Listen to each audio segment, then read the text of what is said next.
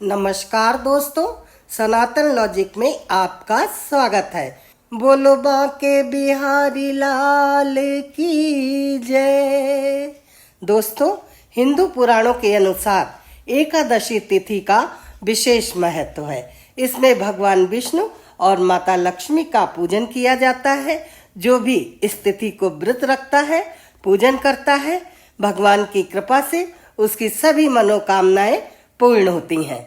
आज हम आषाढ़ मास कृष्ण पक्ष की योगिनी एकादशी की कथा सुनेंगे और कथा के महत्व को जानेंगे। योगिनी एकादशी की कथा शुरू करते हैं।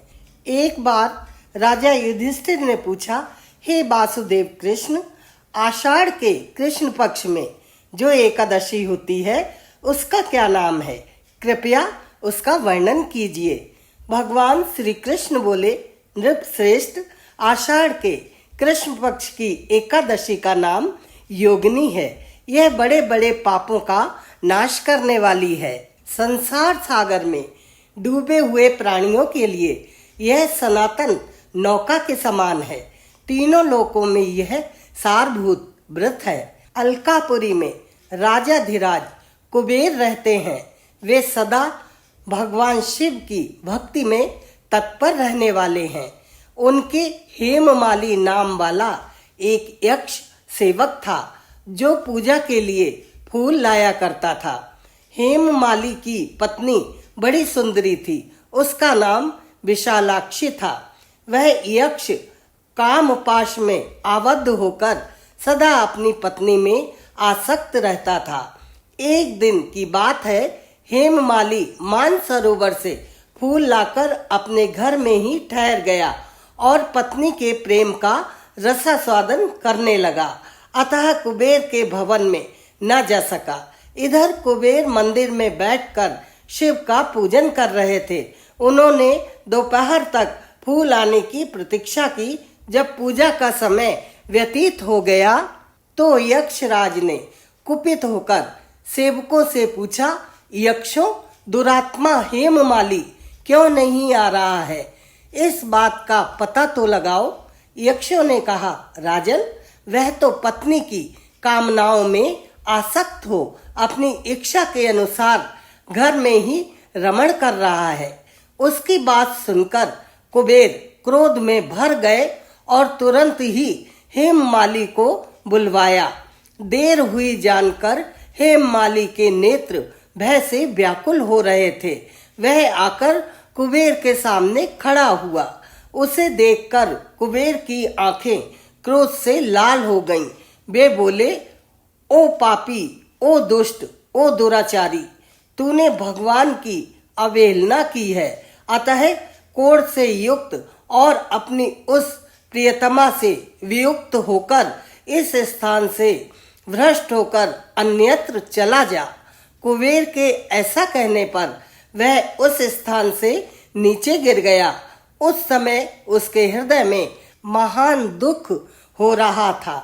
कोढ़ों से सारा शरीर पीड़ित था, परंतु शिव पूजा के प्रभाव से उसकी स्मरण शक्ति लुप्त नहीं होती थी। पातक से दवा होने पर भी वह अपने पूर्व कर्म को याद रखता था। तदनंतर इधर उधर घूमता हुआ वह पर्वतों में श्रेष्ठ मेरुगिरी के शिखर पर गया।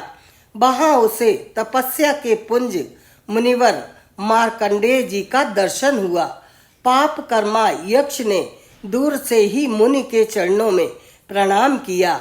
मुनिवर मार्कंडेय ने उसे भय से कांपते हुए देखकर अपने निकट बुलाकर बिठाया और पूछा, तुझे कोढ़ के रोग ने कैसे दबा लिया?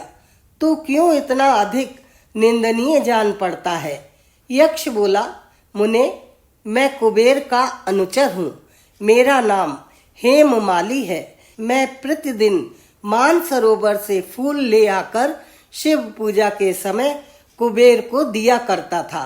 एक दिन पत्नी सहवास के सुख में फंस जाने के कारण मुझे समय का ज्ञान ही नहीं रहा। अतः राजाधिराज कुबेर ने कुपित होकर मुझे शाप दे दिया, जिससे मैं कोढ़ से आक्रांत होकर अपनी प्रियतमा से बिछुड़ गया। मुनि श्रेष्ठ, इस समय किसी शुभ कर्म के प्रभाव से मैं आपके निकट आ पहुंचा हूँ। संतों का चित्त स्वभावतः परोपकार में लगा रहता है। यह जानकर मुझ अपराधी को कर्तव्य का उपदेश दीजिए। मार्कंडेय जी ने कहा, तुमने यहाँ सच्ची बात कही है, असत्य भाषण नहीं किया है, इसलिए मैं तुम्हें कल्याणप्रद व्रत का उपदेश करता हूँ। तुम आषाढ़ के कृष्ण पक्ष में योगिनी एकादशी का व्रत करो। इस व्रत के पुण्य से तुम्हारी कोढ़ निश्चय ही दूर हो जाएगी। भगवान श्री कृष्ण कहते हैं, ऋषि के ये वचन सुनकर हेममाली दंड की भांति मुनि के चरणों में पड़ गया। मुनि ने उसे उठाया, इससे उसको बड़ा हर्ष हुआ।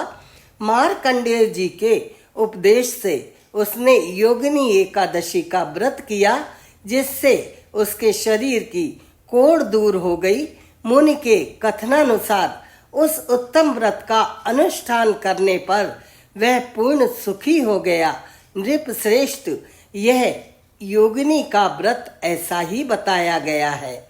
जो 88,000 ब्राह्मणों को भोजन कराता है, उसके समान ही फल उस मनुष्य को भी मिलता है जो योगिनी एकादशी का व्रत करता है।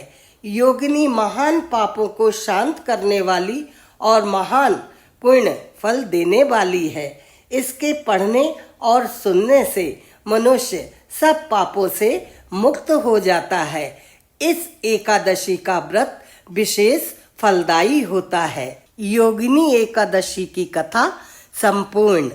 दोस्तों, जाने से पहले वीडियो को लाइक कर दीजिए और चैनल पर अगर आप पहली बार आए हैं तो सब्सक्राइब कर दीजिए और ये वीडियो अपने दोस्तों के और परिवार के साथ शेयर कीजिए और उनसे कहिए कि हमारे चैनल सनातन लॉजिक को सब्सक्राइब करें। शीघ्र ही मिलते हैं एक और नई जानकारी के साथ।